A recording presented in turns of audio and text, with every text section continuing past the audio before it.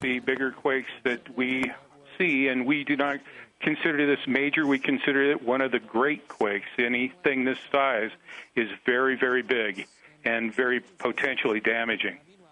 The measurement we're getting on the latest wire reports now reaching 8.9. Is that the official figure?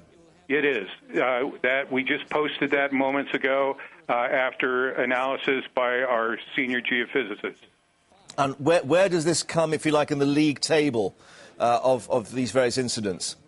Well, you can consider last year we had an 8.8 in Chile, and perhaps the one most memorable would have been December 26, 2004, the 9.0 in Sumatra that generated a huge tsunami.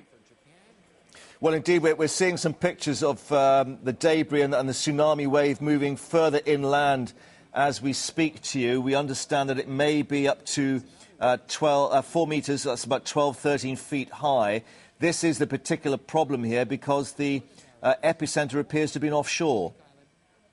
Yes, once a great quake like this occurs in the water, the potential of a tsunami is always there, especially with a magnitude this big.